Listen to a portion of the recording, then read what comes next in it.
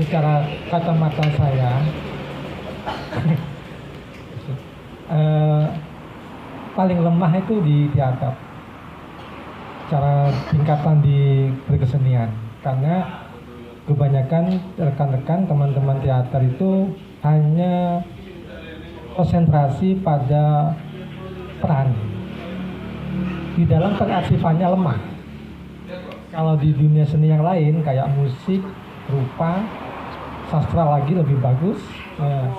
Karena saya alami, apalagi saat belajar itu di teater, hanya fokus pada bermain, berperan, berlakon, tapi belum bisa mencatat sedetail. Ya ini berbagi ya, saya bukan menggurui karena berbagi.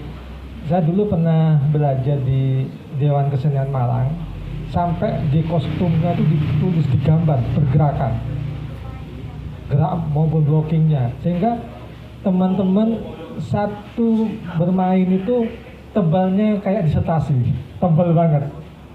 Ya belum lagi kalau masalah etika seni itu prosesnya sangat alot, karena sama halnya kalau kita mengajukan proposal penelitian. Nah, sehingga plagiat mungkin kalau secara akademisi ya biasanya begini, naskah tetap mengacu pada awal, siapa yang membuat. Kalau masalah progres itu harus sesuai dengan pakemnya. Mungkin penulis awal itu punya pakem sendiri, harus begini-begini. Sama dengan musik, ada penekanan kata, nada dan sebagainya. Begitupun dalam seni rupa, baik yang sifatnya instalasi pasti punya hal visual, gambar yang nggak boleh diganti letaknya. Asalnya kalau kita bicara plagiasi sekarang itu canggih-canggih. Nah, ini yang menjadi apa ya, semacam kita harus bisa tidak hanya sebagai seniman yang hal biasa, tapi punya identik ke dalamnya. Nah, itu bicara tentang di dunia saya, Mas, arsiparis itu, kolektor itu sangat kejam. Kejamnya kenapa?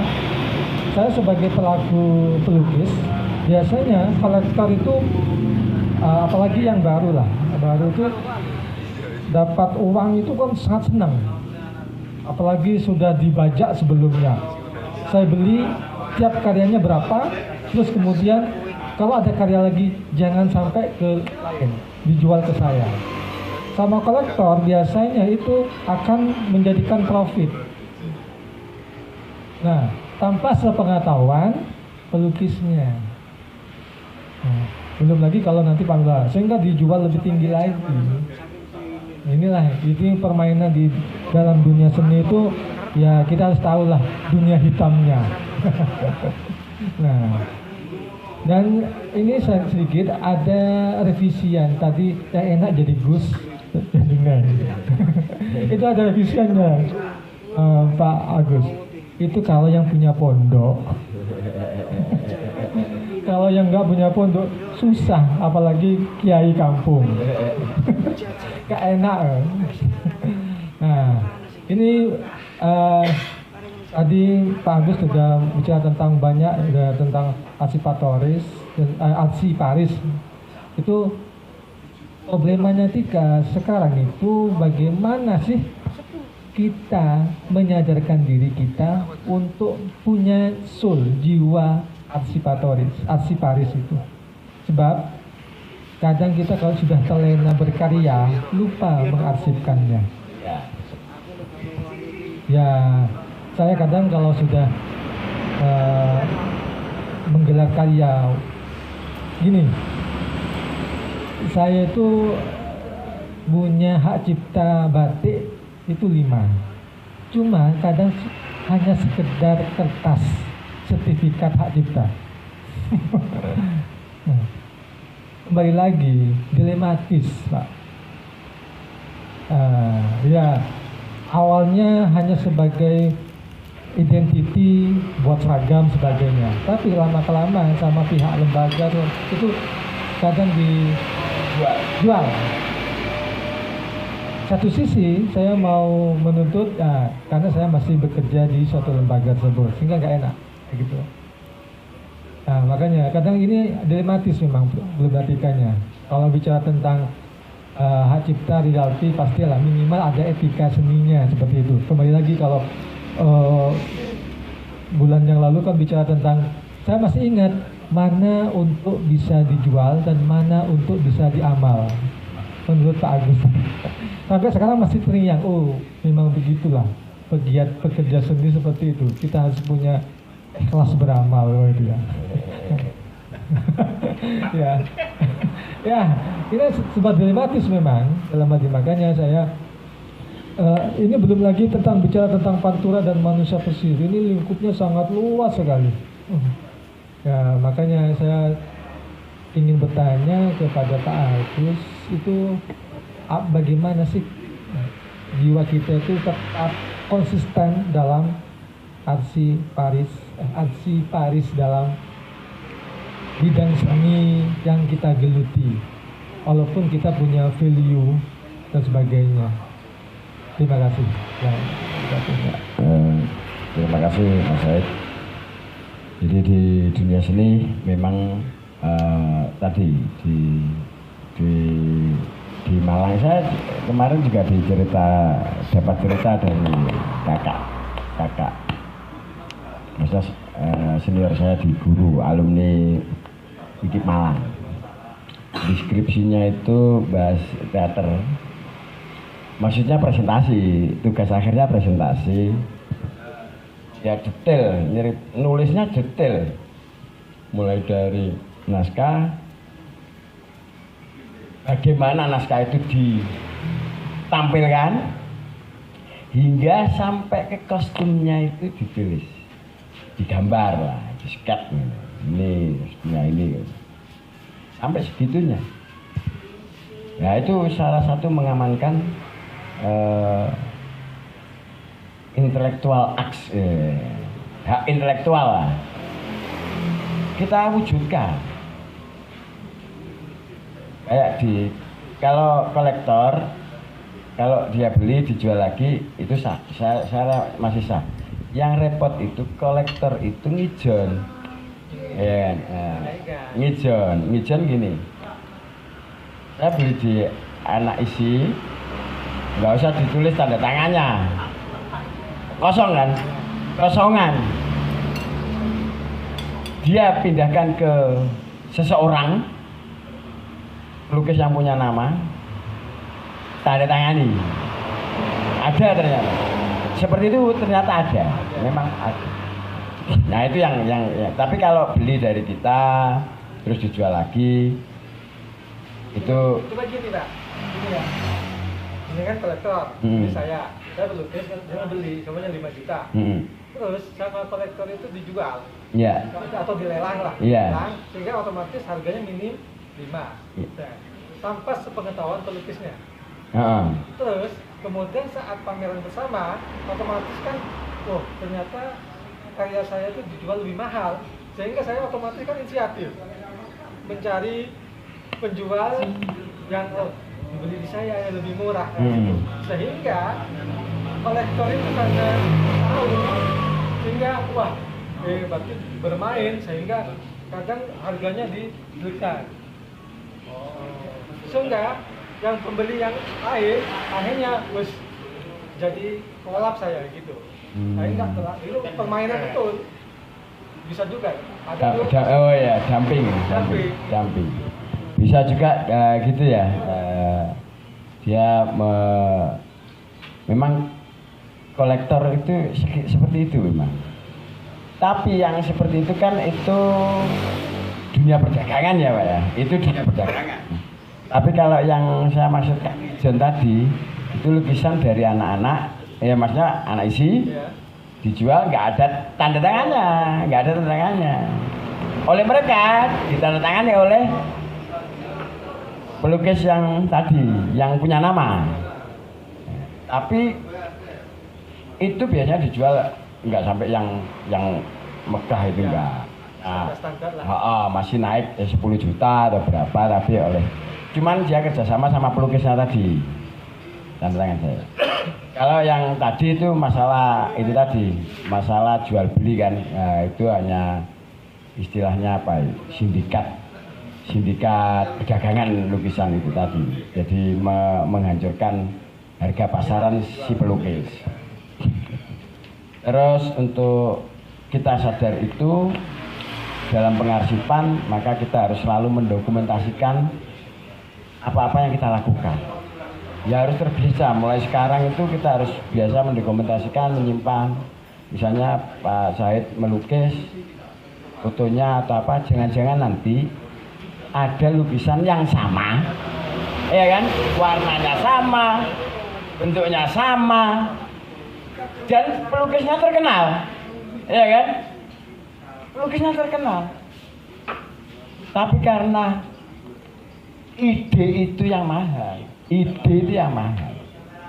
semua bisa melukis gunung, semua bisa melukis pohon, semua bisa melukis apa saja, tapi ide ketika itu, nah itu ide itulah yang sebenarnya di dunia seni itu menjual ide sebenarnya. Yang mahal itu bukan keterampilannya ya, tapi idenya. Jadi aktor itu yang mahal bukan karena dia ain, tapi ide dia beraksi atau apa. Ya. Naskah itu mahal karena barunya, kebaruannya, originalitasnya, uniknya dan sebagainya. Jadi di dunia seni yang paling utama adalah originalitas. Nah itu kita amankan dengan cara dicatat, didokumentasikan, foto. Kalau punya karya ya difoto Pak. Terus tadi yang tentang hak cipta, kalau memang sudah ada buktinya hak cipta itu bisa minta ya secara etika kalau Anda mau menjual ini kan Anda dapat keuntungan. Kan misalnya kan gitu, diomongin gitu Pak. Ya saya minta lah. Kalau enggak saya tuntut. Makanya saya tuntut itu saya entahlah dengan cara apa minta tolongnya ke siapa. Ini kan hak saya, harusnya memberi, kalau setiap 1 meter kain yang dipotong saya dapat 100 rupiah misalnya kan gitu kan karena itu gambar saya. Contohnya lukisan-lukisan milik tokoh-tokoh itu yang difoto untuk kalender pasti orangnya dapat kok. Untuk kalender itu biasanya pelukisnya dapat. Makanya kita di pameran lukisan nggak boleh moto kan, nggak boleh bawa kamera, DSLR. Soalnya nanti kalau itu pelanggaran hak cipta, walaupun hanya sekedar moto, tapi kalau untuk komersial nggak boleh. Seperti itu. Ada kalau mau diupload harus ada tanda airnya, ya, misalnya kan gitu. Jadi kayak foto gitu. Makanya kalau moto diupload kasih tanda air Pak Said. Maksudnya dikasih watermark. Jadi nanti kalau ada sama ini milik saya. Jadi ide ini ide saya sama itu. Nanti kalau orangnya itu diajak omong biasa-biasa, karena ya memang masih sulit kan. Yang artis terkenal saja masih ribet kayak gitu ya kan, kayak gitu untuk royaltinya. Cuman itu hanya itikat baik kita lah gitu. Makanya Dani itu sudah berpikir jauh. Itu hanya masalah itikat baik yang tampil untuk Dani itu sejak dulu itu sudah menguangkan apa yang ia lakukan. Makanya ketika dia nikah lagi, wartawan nggak dikasih jawaban kan. Loh, kalau Anda bayar saya kasih jawaban. Saya nikah apa enggak, saya kasih jawab. Soalnya apa? Beritamu laku kok, saya nggak dapat apa-apa. Kan gitu kan, dan pintu kan? Iya, pernah ya, waktu nikah sama kan pernah ngomong gitu. Loh, bukannya saya itu nggak mau ngomong. Mbok, lagi juga apa-apa. Tapi, beritamu itu loh, laku jutaan miliaran. Dan saya nggak dapat apa-apa. Maunya dari saya tak ngomong, tapi aku gak mau duit.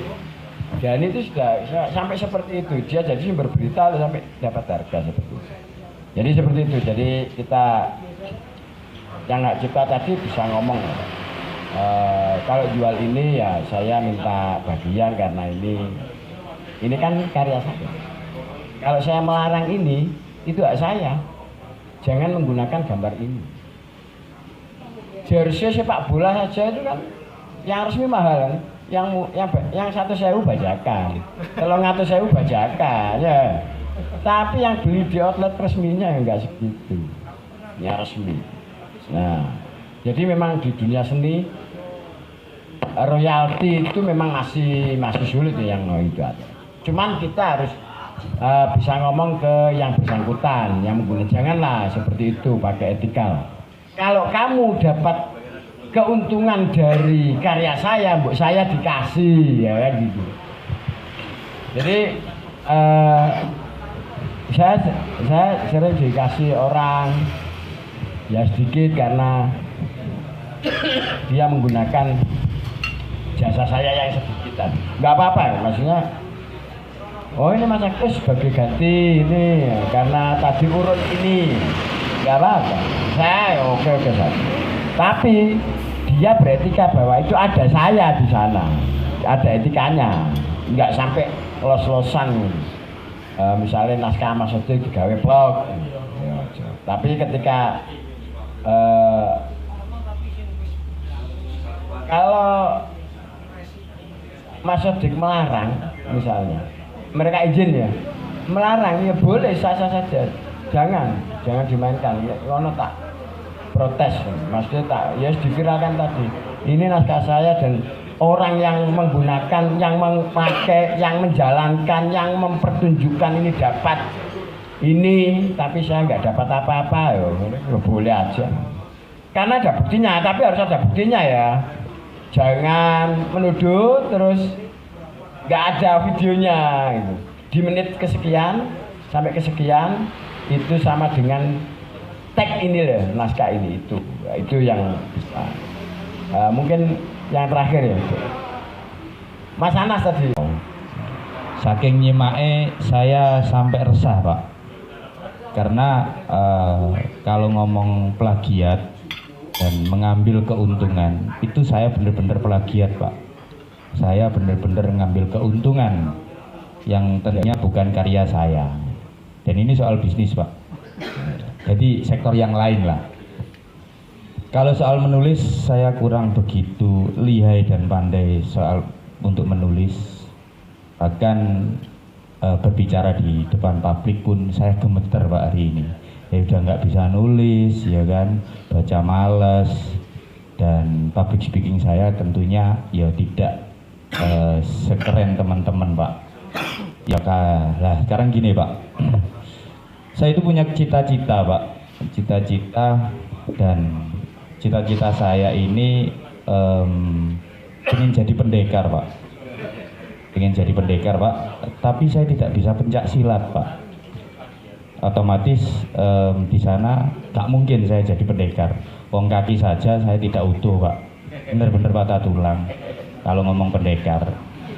Soal nulis saya juga kurang baca, kurang literasi, otomatis saya juga kurang lihai untuk menulis Pak.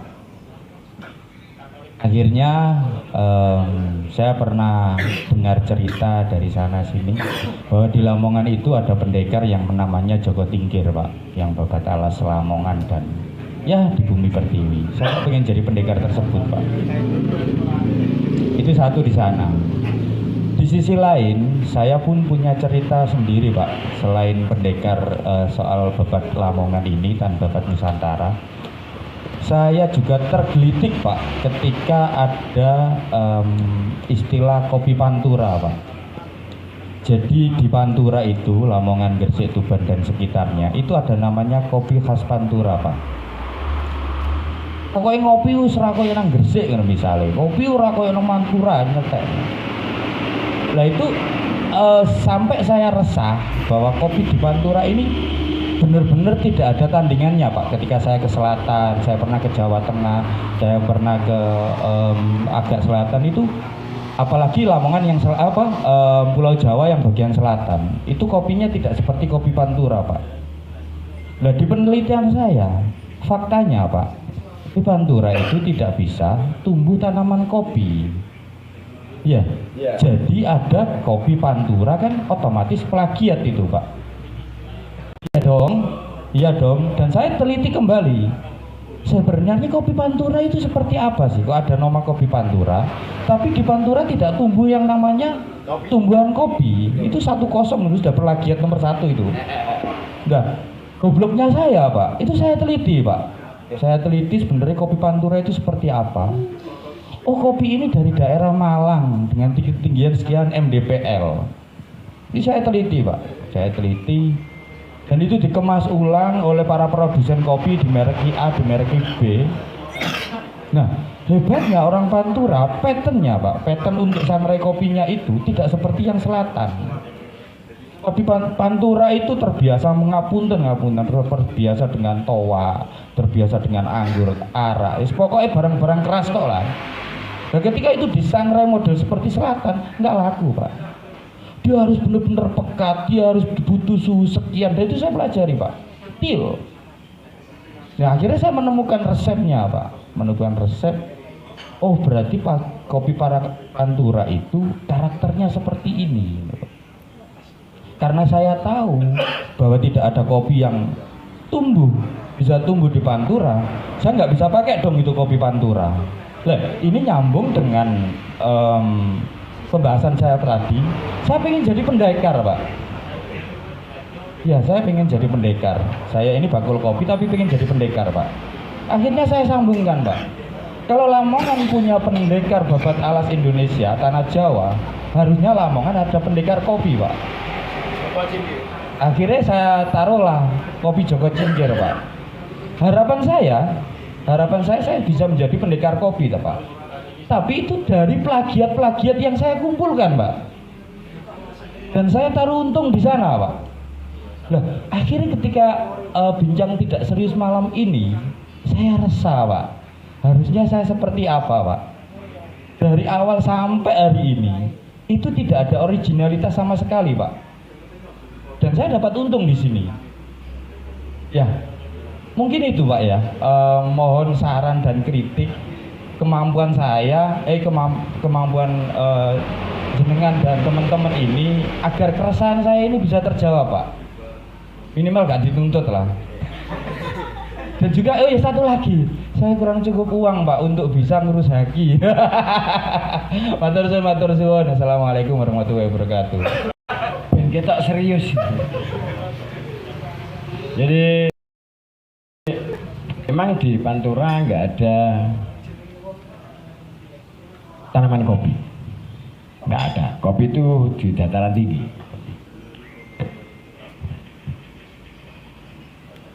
Kopi yang khas Pantura bukan kopinya yang khas ya, bukan barangnya yang khas. Kita kan bisa mengambil salah satu sisinya, racikannya yang khas. Salah satu contohnya sudah ada di Lamongan. Kopi Giras itu kan ngeracike siji. Dia campuran dari Robusta dan Arabica, piye ya, nggak tahu saya campuran piye kan. Memang ya rasanya kopi Giras gitu. Kopi Giras. Tapi nggak tahu sudah dipatenkan atau belum cara ngeraciknya. Ya. Tapi orangnya pernah ngomong udah kok. Pernah di radar kan kalau nggak salah. Omsetnya berapa itu kan dia beli mesin sangrai dan sebagainya. Ada sebenarnya bisa ngambil ke trademarknya itu bahwa Joko Cingkir ini nyangrainya sampai jadi bubuk seperti ini itu menjadi khas. Itu kan sudah khas kopi Joko Cingkir. Asal nggak rubah-rubah loh ya, maksudnya nggak feeling, maksudnya nggak main feeling. Sampai itu nek goreng nyangrai itu di derajat seberapa sampai ke berapa selesai. Terus kopi yang digoreng kopi sing piye. Karena dikit-dikit gini ya alhamdulillah saya juga tahu kopi. Jadi saya itu pernah ngobrol dengan yang punya giat kopi, wes ketika giat kopi. Giat kopi ya, ketika jadi giat kopi itu punya mesin yang harganya andaikan distandarkan kayak Starbucks. Mesin sangrainya itu tidak pakai kayak drum. Sangrai desa ya. Mesin sangrai sing ngono ku desa. Jadi sangrainya giat kopi itu dia lari ke fluida itu hanya dipanaskan, nglayang dia. Jadi nggak bersentuhan dengan besinya. Jadi nggak ada gosong yang titik ini nggak ada. Full. Terus kulit arinya itu ngelupas sendiri dan terpisah. Terus mau dimasak model medium atau light ya kan. Light itu coklat. Medium agak gelap nih. Nah wong Pantura iku nek pokoke kopi sing warnane coklat itu ora payu. Nah, saya ini ngamati. Wong Pantura pokoke kopi sing coklat, sing larang lho. Kopi kalau masak itu kan bukan gosong. Nek digoreng lah, gampang digoreng kan mateng. Tapi ora gosong ireng, kaya areng. Lah nek wong Pantura nek gak kaya areng dudu mateng. Kopi opo, kopi ngene. Padahal keliru dia. Makanya ngopinya orang Pantura nggak sehat kan. Yang dibikin oleh orang Pantura nggak sehat. Karena gosong. Tapi saya harus memberikan pelatihan itu. Harus memberikan pengertian itu, Mas Ana. Saya tuh sering komunikasi dengan kopi ungu Pak. Iya Pak. Tapi saya jelaskan, kopi itu mateng, bukan gosong. Jadi saya sama dia giat kopi, saya sampai mau dikirim mesinnya itu, harganya sekitar 40 juta. Sangrenya itu pakai mesin listriknya harus 5.000, pakai gas. Kalau masnya tertarik nanti saya hubungkan. Bener, itu giat kopi. Dia penciptanya itu insinyur ITB. Jadi fluida langsung masak. Dulu itu saya mau ditaruh untuk nyangre. Saya siap, ternyata akhirnya sewa. Saya nggak mau. Kalau sewa saya kan berarti bekerja untuk dia. Kalau ditaruh saya gelem. Wes tak bayari sesuai dengan kemampuan saya. Jadi, khasnya itu bukan barangnya ya. Kalau Pantura mau cari khasnya itu di cara meraciknya, cara ngateng noni, cara memasaknya itu yang khasnya. Rasanya beda. Joko Cingkir beda kok rasanya dengan Giras, beda jauh. Jadi Joko Cingkir ini kalau bisa misalnya dipaten, tapi pokoknya ana dhisik lah, menang dhisik ae. Tapi kadang-kadang menang sing di surat kari, iya kan? Tapi insya Allah engko gejol-gejolokan enak medsos nek ra duwe paten ini. Tapi merek ini kalau sudah terkenal ya dipatenkan, enggak tahu kemana dipatenkannya itu enggak. Soalnya nek wis dunung iku kudu dipateno, nek wis dunung. Karena khas kan, Joko Cingkir tuh namanya sudah khas, sudah branded lah, Joko Cingkir, enggak Joko Cingkir. Terus kopinya oke, tinggal ngebrand identik dengan apa, misalnya kegiatan begini atau apa. Oke, acara budaya mesti kopine itu Joko Cingkir. Mbak ana diskusi apa saja itu hadir. Gratis sih Mas, gak apa-apa. Nek iso gawe cingkir sing munine Joko Cingkir nek ana acara wis kopine aku Pak. Ngono kaya dulu Pak siapa Wimar Witular Akwil kan. Akwil itu air yang di botolnya itu beling. Nah itu lakunya itu gara-gara Wimar Witular itu bikin perspektif minumnya Akwil.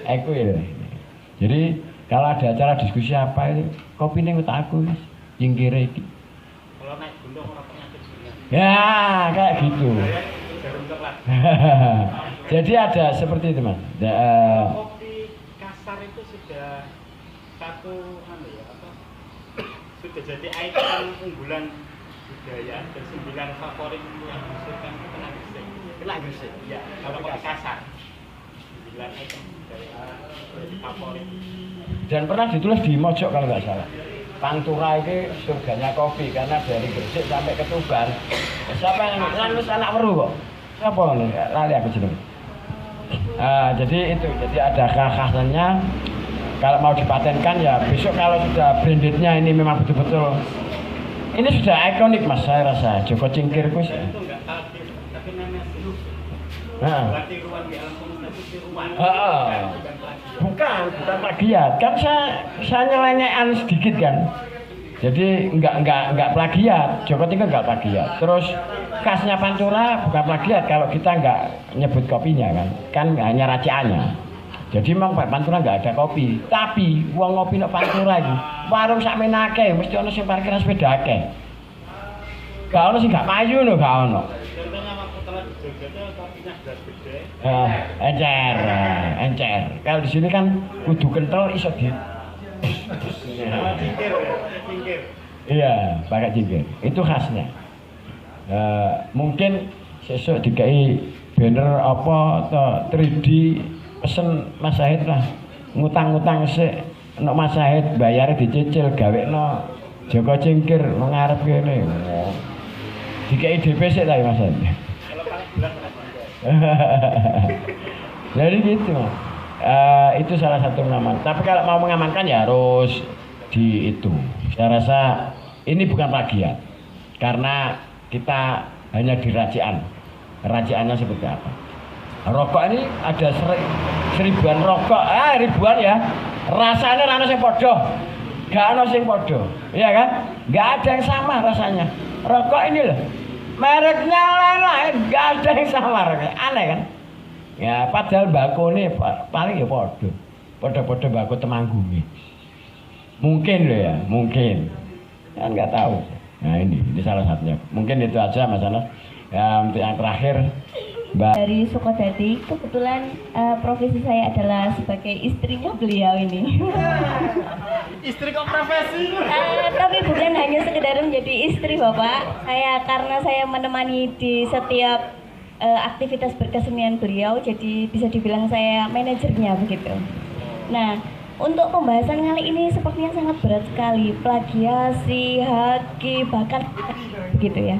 Saya tidak ingin membicarakan tentang profit yang begitu besar atau profit yang kita hasilkan dari karya-karya, karena seperti yang kita tahu, Mas Sodik kan bukan namanya belum besar seperti Agus Nur atau sutradara seperti Nanut Yantiarno, kan belum sebesar itu. Jadi yang saya bicarakan kali ini bukan tentang profitnya Bapak, tapi saya tertarik seperti yang tadi dibicarakan Bapaknya, Bapak siapa Pak? Bapak Syahid, iya, Bapak Syahid tentang etika berkesenian gitu. Tadi Mas Sodik bertanya sejauh mana kita dikatakan plagiat gitu. Kalau saya gini, terus jenengan sudah menjawab kalau di lagu ada 4 bar gitu. Kalau di naskah kamu harus bisa membuktikan bahwa part ini persis seperti naskah saya, part ini seperti naskah saya begitu. Tapi kalau di teater Bapak, saya mohon izin, biasanya kita itu di komunitas, biasanya itu kita memakai naskah dari tokoh terkenal, kemudian kita pentaskan ulang. Itu pun biasanya hanya memakai timeline cerita saja. Jadi menceritakan secara utuh saja tanpa mengambil dialog yang ditulis oleh ngarang asli. Itu kan juga bisa. Tapi biasanya kita tetap dengan etika yang mungkin kalau jangkauannya lebih jauh kita tidak izin, tapi harus menyantumkan bahwa ini adalah karya dari Bapak ini, Bapak ini, penulisan Bapak ini gitu. Nah, kemudian terus saya menggarisbawahi statement jenengan bahwa yang mahal adalah ide, ya kan? Yang mahal adalah ide. Terus bagaimana kita membuktikan bahwa suatu itu adalah ide kita jika dipentaskan ulang dengan dialog yang sangat berbeda? Loh kan? Berarti otomatis kita tidak bisa membuktikan bahwa part ini adalah bagian dari saya. Tapi di keseluruhan cerita itu bisa dibuktikan 80% atau 75% bahkan bahwa cerita yang ini sudah pernah dibuat, sudah pernah dipentaskan, sudah pernah ditulis. Bagaimana kalau seperti itu? Ini kasus satu Bapak. Kasus satu. Kasus kedua. Serius nih? Iya, ada 3 kasus. Sebentar. Kasus ya. Iya. Omongan kakek kasus. Ada 3 kasus. Itu kasus pertama, Pak. Kasus kedua begini. Ada seorang teman mau minta izin. Gimana kalau naskahmu ini saya pentaskan? Oh iya, boleh. Seperti halnya komunitas-komunitas yang alhamdulillah naskahnya Pak Sodik itu juga sudah banyak dipentaskan bahkan di luar kota. Di Medan juga pernah ada yang DM izin. Bagaimana Pak kalau dipentaskan? Oh iya boleh, jangan lupa sertakan nama pengarangnya. Sudah di itu, meskipun garapannya ya gitu-gitu aja. Tapi kan sudah dengan etika yang bagus gitu. Ada seorang teman yang meminta izin untuk mementaskan sebuah naskah untuk dilombakan Bapak. Nah kebetulan naskah yang dipinjam teman saya itu juga pernah saya garap sebelumnya di lomba yang lain. Di lomba yang lain sudah ada videonya di YouTube beredar luas. Izin beliaunya, naskahnya boleh dipakai untuk lomba. Oh iya boleh, silakan. Tapi penggarapannya sama persis, dialog per dialog, adegan per adegan, properti, tata lampu dan lain sebagainya sama persis Bapak. Jangan boleh lihat itu kalau tidak salah dilombakan di salah satu universitas terkemuka di Lamongan dan itu menang. Jadi dari segi originalitas itu tidak ada sama sekali, tapi itu menang. Berarti kredibilitas jurinya yang perlu ditanyakan. Nah ya itu, makanya itu kasus kedua. Kasus ketiga. Ada kasus ketiga. Iya, kasus ketiga Bapak. Lagi-lagi ditawari kita mau mengadakan sebuah proyek. Penulis naskahnya adalah Mas Sodik. Karena satu dan lain hal, Mas Sodik tidak jadi mengizinkan naskah tersebut untuk diproduksi. Ya. Karena satu dan lain hal. Oke. Karena tidak diizinkan oleh Mas Sodik, naskah yang sudah pernah didiskusikan, yang sudah dipegang oleh produser, istilahnya pimpinan produksi, dialihkan kepada penulis yang lain. Nulis koyo ini. Seperti itu Bapak. Lah, menurut jenengan dari ketiga kasus tersebut, ini kalau saya mau menuntut royalti itu kan sepertinya berlebihan. Tapi kalau tidak saya bahas, itu kok sepertinya etika berkesenian di Lamongan ini kok sudah parah gitu loh. Terus lagi ya, karena yang mahal itu ide. Terus butuh penelitian yang panjang, seperti misalnya Pak Sodik menulis naskah Airlangga, itu kan butuh bacaan yang banyak, penelitian yang banyak. Kok enak sekali nulis kayak gini, itu kan aduh gitu loh. Jadi saya mengkritisi bahwa saya itu sebenarnya belum mengejar profit yang sebegitu, seperti kalau bisnis kopinya Bapak atau bagaimana itu, saya belum mengejar itu. Tapi yang saya harapkan itu seniman-seniman Lamongan khususnya itu sedikit banyak tahu dan mengerti tentang etika berkesenian. Jadi mohon dijelaskan Bapak, mumpung live nanti ya. Terima kasih. Assalamualaikum warahmatullahi wabarakatuh. Waalaikumsalam warahmatullahi wabarakatuh. Ya, terima kasih. Memang mari kita tumbuh bersama di Kabupaten Lamongan ini. Kita berkesenian bareng-bareng. Nih, dalam kasus yang kedua, yang tadi bahwa ada perlombaan sudah pernah ditampilkan dan tampil lagi, itu kredibilitas juri perlu dipertanyakan. Kalau bisa jurinya dikasih videonya, kalau foto, ya, harusnya juri bisa menggugurkan keputusannya. Harusnya. Karena apa? Sesuatu yang sama persis. Itu kan tidak. Kalau di dunia sastra, kemarin ada kasus cerpennya Pak Heru Patria, orang Kediri, orang Blitar, diupload di Kak Ngewiyak atau di apalah, persis. Loh ini kok novel, kok cerpen saya ya? Cerpen lorot dari siji.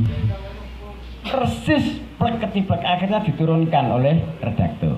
Diturunkan. Dia tidak ada. Cerpen yang tidak ada. Karena sudah terbukti, terus disodori oleh Pak Heru tadi. ini loh yang milik saya. Terus saya ngomong, viralkan aja. Dan kebetulan berteman di viralkan aja Pak, diviralkan di Facebook. Ini belum komen, ini redakturnya belum ngasih, akhirnya diturunkan. Alhamdulillah, akhirnya diturunkan, dianggap tidak ada. Karena jadi yang itu jurinya bisa apa ya? Jurinya itu bisa menggugurkan pemenang tadi. Cuman ya aku mau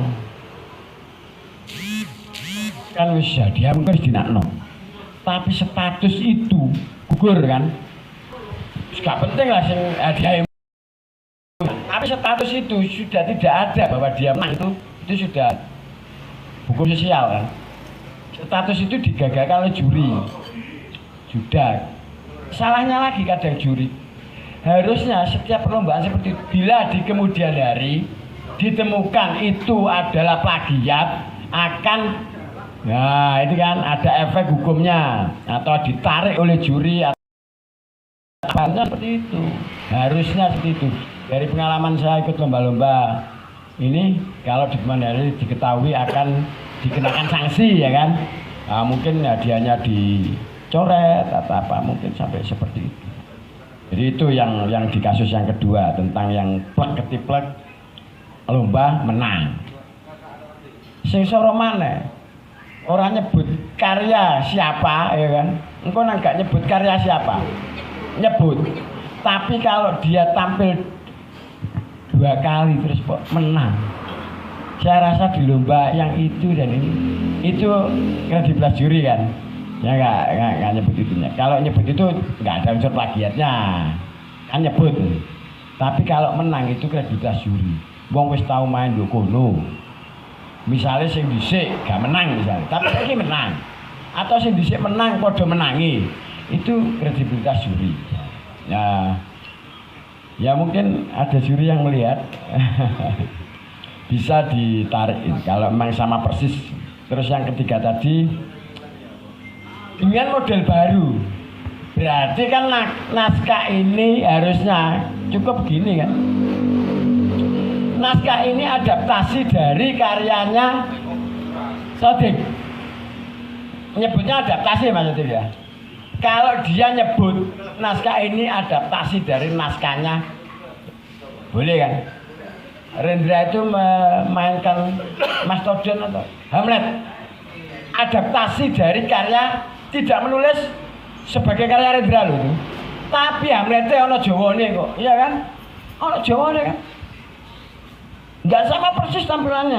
Nek versi Hamlet ya ono Kore, ono Badute, semua teater zaman Elizabethan, zaman Elizabeth kan gitu ya. Ada klon, terus ada kur, ada itu. Tapi versi Rendra beda. Tapi dia nggak menyebut adaptasi dari karya. Kalau nyebut adaptasi dari karya Mas Sodik itu bagian dari etika. Tapi nek nggak nyebut itu berarti dia nggak beretika. Maksudnya nggak beretika gitu. Saya itu kan nggak jiplak. Adaptasi itu istilahnya apa? Adaptasi. Nggak sastra lali aku. Jadi kayak gini. Novel cerpene Kerawang Bekasi, puisi Kerawang Bekasi ku ono padanane, tapi lebih beraura miliknya Khairil daripada Soldier apa ya, Soldier. Pokoknya sing naskah asline iku ora nyoto. Puisine uga apa ya? Tidak membuat merealisasikan kata itu loh. Enggak merealkan kata itu. Tapi si Khairil iku iso ngeroso merealkan kata itu. Kayak aku iku gelok temenan. Kamu yang terbaring. Enggak gitu kan. Konteksnya milik Khairil kata Abiyasin. Kata Abiyasin, saya hanya mengulang lagi. Saya hanya mengulang omongannya Abiyasin. Miliknya Khairil itu lebih konteks, lebih kontekstual. Jadi kalau dia adaptasi iya, tapi dia enggak plagiat. Karena miliknya Khairil itu lebih konteks. Bukan terjemahan, tapi adaptasi. Adaptasi kan berarti saya itu membuat sesuatu dari ide yang lalu kan. Contohnya Gunawan Muhammad malin kondang diwalik, sing apik iku malin kundangi, sing jahat mbokne. Kan tapi kan dia masih nyebut si malin kondang itu. Ya, itu juga. Jadi dia harus ngomong bahwa itu adalah hasil adaptasi dari karya Sodik. Jadi Mas Sodik bisa seperti itu. Terus kalau memang hasil seperti itu, kalau dia dari proyeknya itu dapat, misalnya dapat dalam tanda kutip dapat keuntungan, ya iso kayak ono 10% atau apa lah guys. Nek iso aku tak mau diberi kamera. Nek iso masih dikono 10% boh. Jadi bukan itu masalahnya, tapi harus mengaku bahwa ini adaptasi dari karya Mas Sodik. Etika tadi, etika. Kalau apa ya saya ini. Tapi ya itu tadi pulang dari orang itu beda karakternya. Maksudnya wong itu ono sing yo ejo, sing gak ejo, ya itu harus kita harus pahami itulah. Tapi kalau dia berkaitan dengan keuntungan, dengan materi, kita harus dapat nek kue ku oleh teko kono ya aku iki ono. Nah, jadi seperti itu. Mungkin ada temannya Mas Sodik juga yang minta naskah kayak tadi, walaupun gak dibayari tapi ditulis kredit karya Mas Sodik. Kan wis seneng kan? Wis toh. Urusan rezeki kungko kok teko dhewe. Tapi jangan biar nggak dianggap orang materialistis. Bener, saya tuh sering saya ini di kesenian saya jarang sekali dapat uang, maksudnya dari apa yang saya lakukan di kegiatan ini. Tapi dapat dari yang lain, ya nggak tahu. Saya ini nggak selalu punya uang. Dikira uang saya nggak selalu punya uang ini, tapi jangan sampai saya itu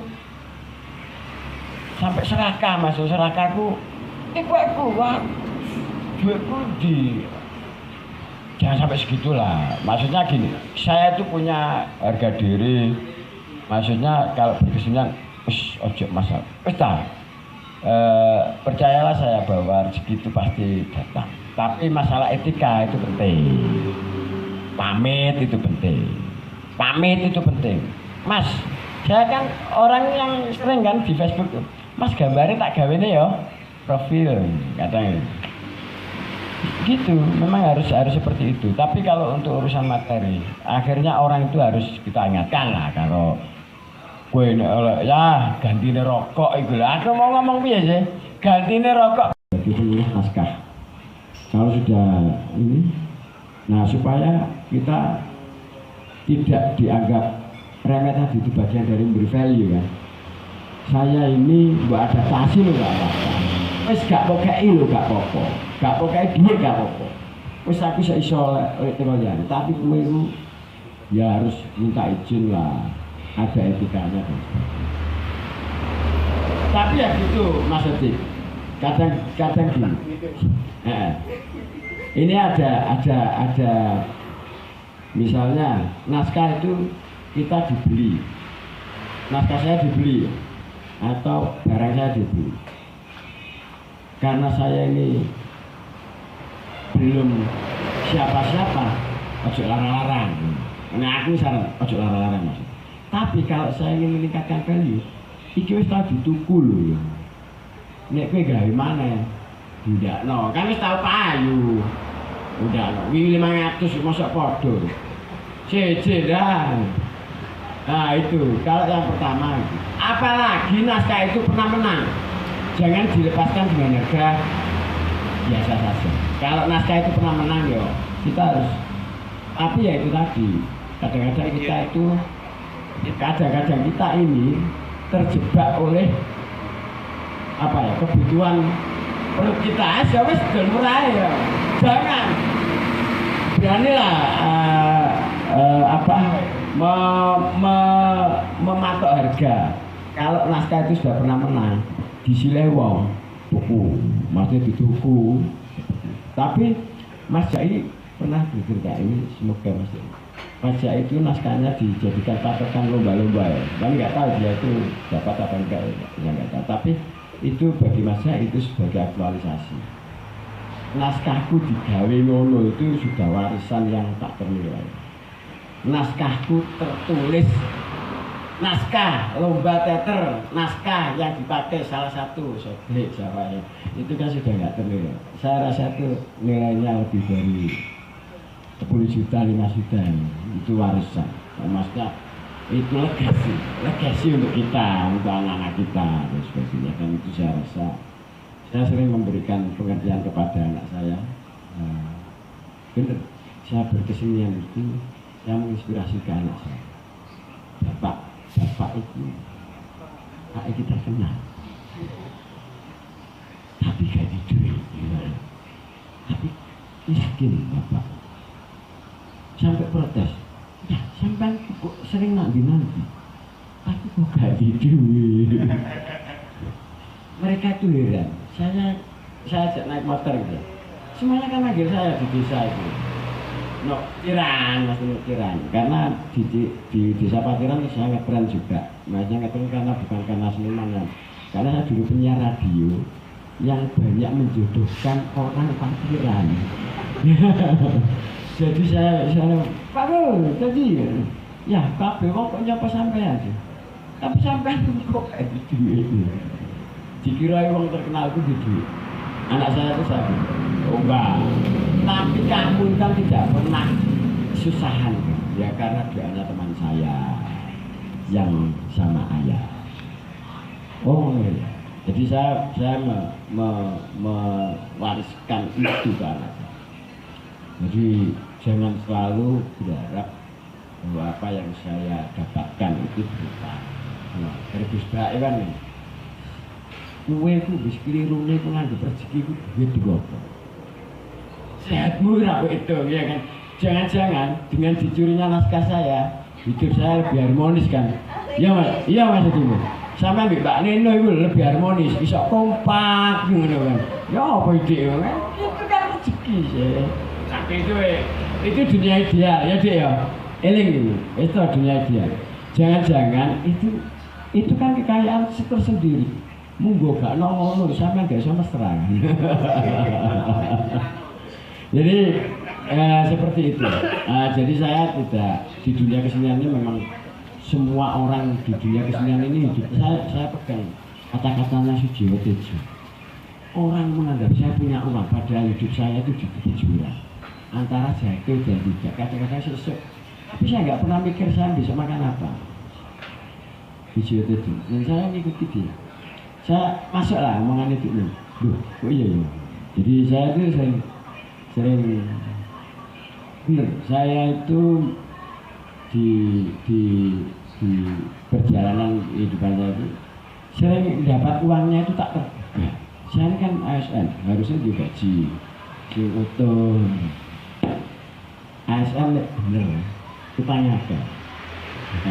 ASN bener itu tanya apa? ASN nakal ya ngono, kok tanya ke?